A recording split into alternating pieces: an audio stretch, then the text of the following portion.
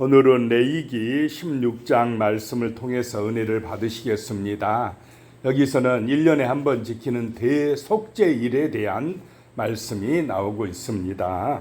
1절에요. 아론의 두 아들이 여호와 앞에 나아가다가 죽은 후에 여호와께서 모세에게 말씀하시니라 그랬습니다. 아론의 아들 나답과 아비후가 다른 불을 가지고 제단에 가다가 하나님 앞에 나가다가 죽었습니다. 그 후에 하나님께서 모세에게 말씀하여 이르시되 그랬습니다. 말씀하시니라. 2절에요. 여호와께서 모세에게 이르시되 네 형 아론에게 이르라. 성소의 휘장 안 벗개 위 속죄소 앞에 아무 때나 들어오지 말라. 그리하여 죽지 않도록 하라. 이는 내가 구름 가운데에서 속죄소 위에 나타남이니라. 하나님께서 아론에게 직접 말씀하시지 아니하고 모세를 통하여 지금 아론에게 말씀하십니다. 그 죽은 두 아들에 대한 아론의 아픈 마음을 배려한 것일 것입니다. 그래서 아론과 그의 아들들 대제사장이 이 하나님의 성소 지성소에 그 속죄소 앞에 하나님의 법궤 앞에 나올 때는 아무 때나 나오면 안 된다라고 하는 것입니다. 잘못하면 죽게 된다라고 하는 것입니다. 3절에요. 아론이 성소에 들어오려면 수송아지를 속죄 제물로 삼고 순양을 번제물로 삼고 먼저 이 하나님의 그 거룩한 법궤에 들어가려면 지성소에 들어가려면 자기 자신을 깨끗하게 하는 속죄의 제사를 드려야 된다는 것입니다. 4절에요. 거룩한 세마포 속옷을 입으며 세마포 속바지를 몸에 입고 세마포 띠를 띠며 세마포 관을 쓸지니 이것들은 거룩한 옷이라 물로 그의 몸을 씻고 입을 것이며 그 거룩한 옷들을 입고 몸을 씻고 입을 것이며 5절에 이스라엘 자손의 회중에게서 속죄 제물로 삼기 위하여 순염소 2마리와 번제물로 삼기 위하여 순양 1마리를 가져갈지니라. 자기 죄를 위해서도 제물을 드리고 또 누구를 위해서 드립니까?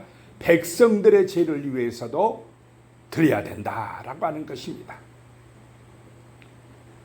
자, 6절에요. 아론은 자기를 위한 속죄제에 수송아지를 드리되 자기와 집안을 위하여 속죄하고, 자, 대제사장인 아론과 그 집안을 위해서는 제물이 무엇입니까?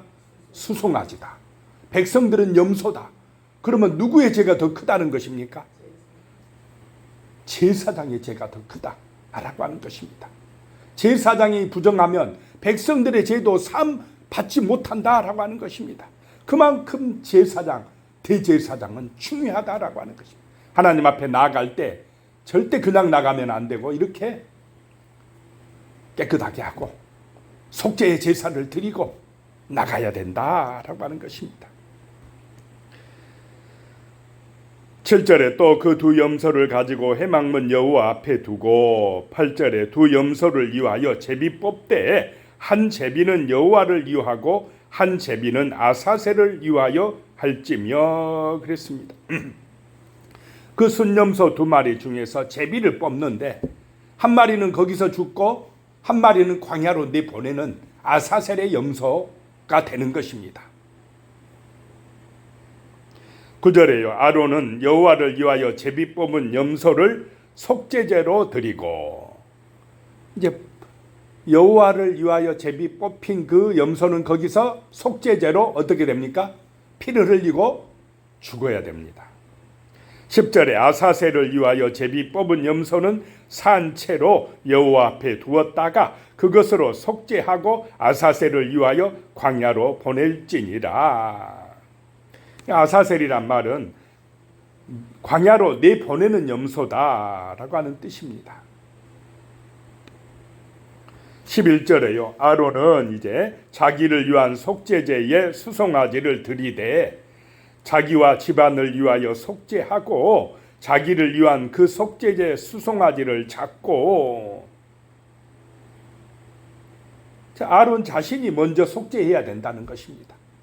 하나님 앞에 예배를 드리기 전에, 제사를 집례하기 전에 어떻게 해요? 먼저 자기 죄부터 씻고 그 다음에 백성의 죄를 위하여 제사할 수 있다라고 하는 것입니다. 12절에 향로를 가져다가 여호와 앞 제단 위에서 피운 불을 그것에 채우고 또 곱게 간 향기로운 향을 두 손에 채워 가지고 휘장 안에 들어가서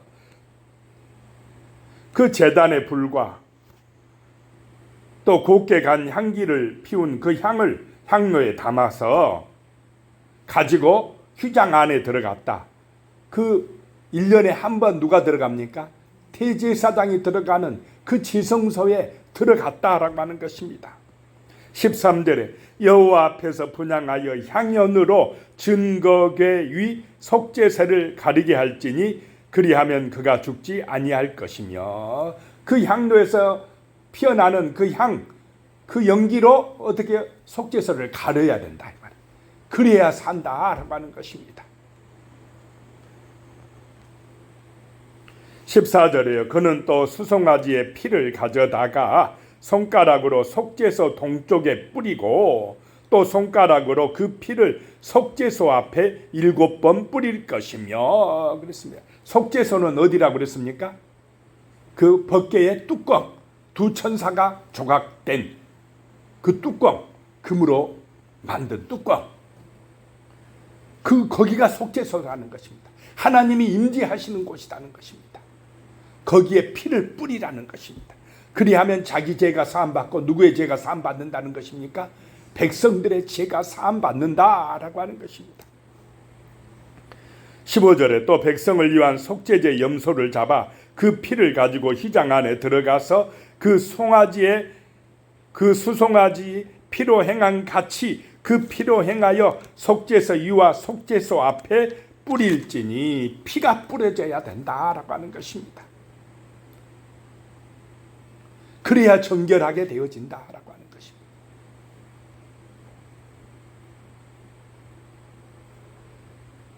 그런데 이제 그 피를 누가 흘려주셨습니까? 예수님이 속죄의 피를 흘려주셨습니다. 희생 양이 되셨습니다. 그러므로 우리는 누구든지 이제 휘장이 갈라지고 하나님의 존전에 어떻게 됩니까? 나갈 수 있는 길이 열렸다라고 하는 것입니다.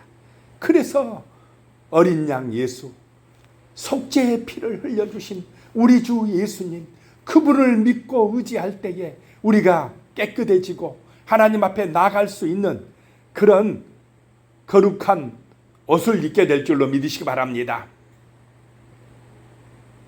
구원받는 하나님의 백성이 되어진다라고 하는 것입니다.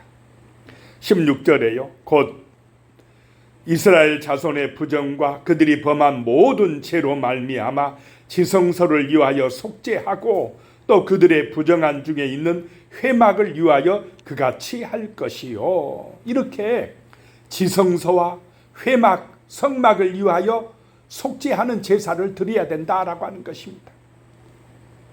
17절에 그가 지성소에 속죄하러 들어가서 자기와 그의 지방과 이스라엘 온 회중을 위하여 속죄하고 나오기까지는 누구든지 회막에 있지 못할 것이며,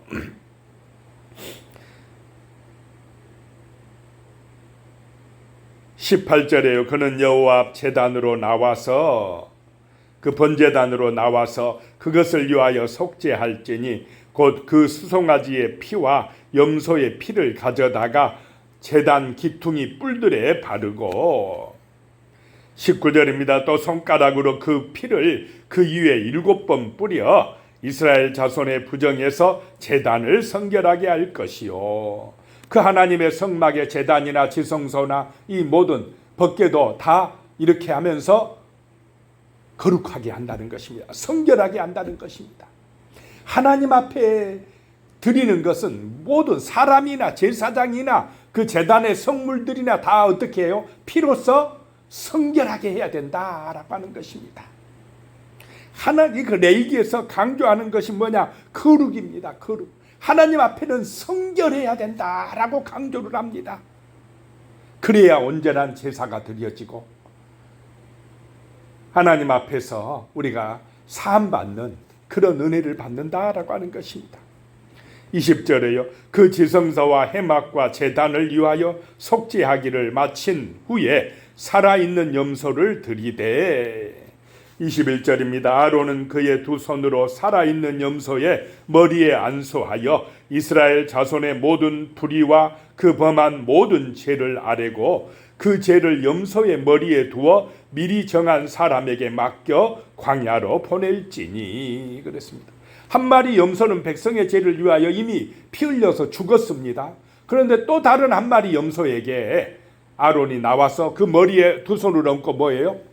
안수하고, 그래서 이스라엘 자손들의 모든 불의와 모든 죄를 아뢰고 전가시키고 그 염소에게 대신 네가 죽어야 돼. 전가시키고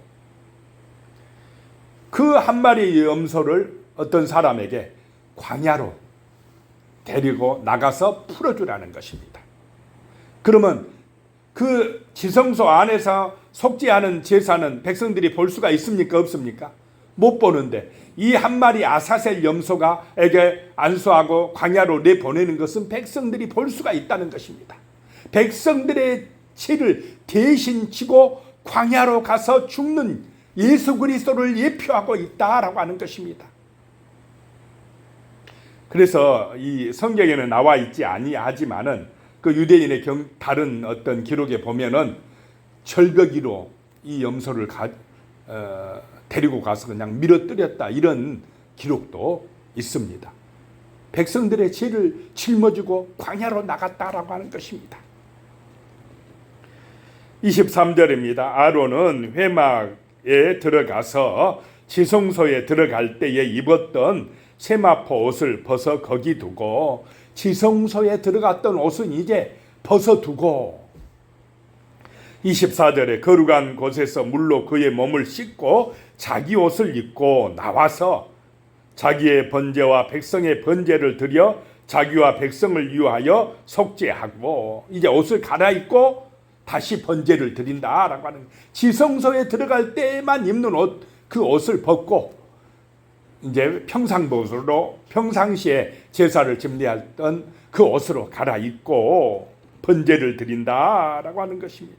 자기와 백성을 위한 번제를 드린다는 것입니다. 25절에 속죄 제물의 기름을 제단에서 불사를 것이요.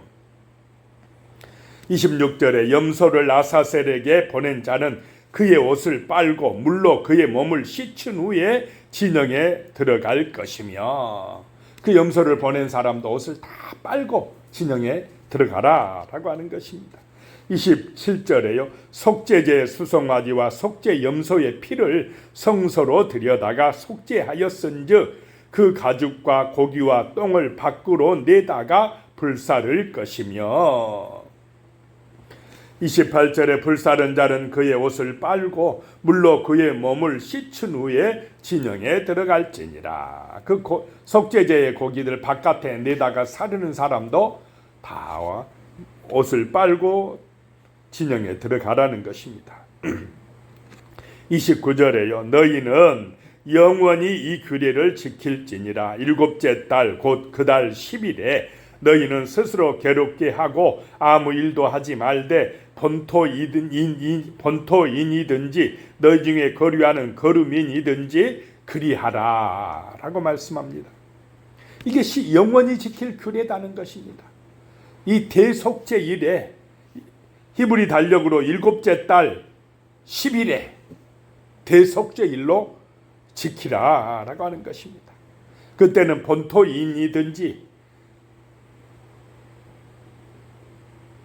거류민 나그네이든지 누구든지 이방인이라도 이 속죄의 제사에 참여해서 그 죄를 사함받으라 라고 하는 것입니다.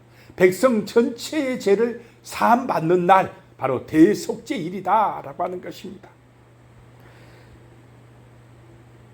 30절에요. 이날에 너희를 위하여 속죄하여 너희를 정결하게 하리니 너희의 모든 죄에서 너희가 여호와 앞에 정결하리라. 모든 죄가 사함받으리라 라고 하는 것입니다.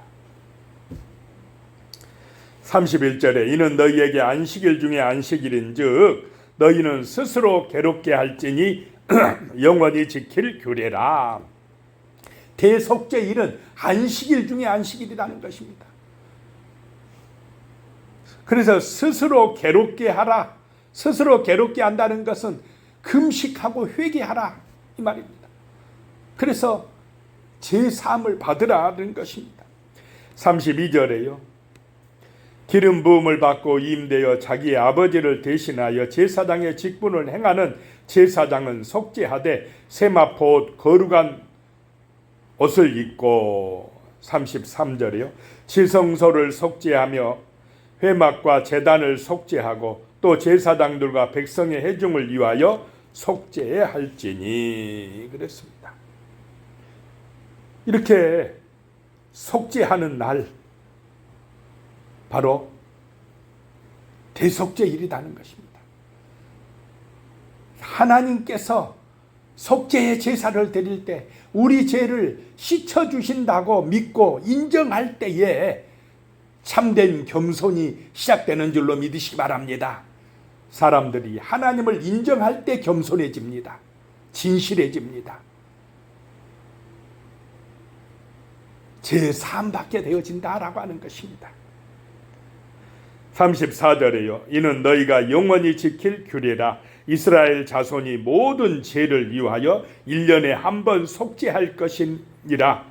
아론이 여호와께서 모세에게 명령하신 대로 행하니라. 그 말씀대로 행하니라 라고 말하셨습니다. 이제는 히브리서에 보면 예수님께서 단번에 우리의 영원한 속죄를 위하여 희생의 피를 흘려주신 줄로 믿으시기 바랍니다. 그래서 다시 이제 구약의 이런 제사를 드릴 필요가 없게 되어졌다라고 하는 것입니다. 그 예수님의 은혜로 정결하게 되고 정말 우리가 속죄함을 받게 되고 하나님의 존전의 그 보좌 앞에 온전히 나아갈 수 있는 거룩한 백성이 된 줄로 믿고 감사하시기를 소망합니다. 기도하겠습니다. 하나님 아버지 감사합니다. 정말로 대제사장이시면서 또 속죄의 양이 되셔서 우리를 위하여 피 흘려 죽어주신 그 예수의 보혈, 그 십자가의 보혈을 우리가 마음속에 진실로 믿고 의지함으로 그 피로 죄 용서받고 하나님의 보좌 앞에 나갈 수 있게 된 것에 감사드리옵나이다. 그 피로 우리가 정결하게 되고 거룩하게 되어 구원받은 백성이 되매 하나님 감사하며 정말로 주님의 은혜 잊지 않고 살아갈 수 있도록 도와주시옵소서. 예수님의 이름으로 기도드리오며 이제는 우리 주 예수 그리스도의 은혜와 하나님 아버지의 무한하신 사랑과 성령의 교통하심이 영원히 함께 하시기를 축원하옵나이다. 아멘.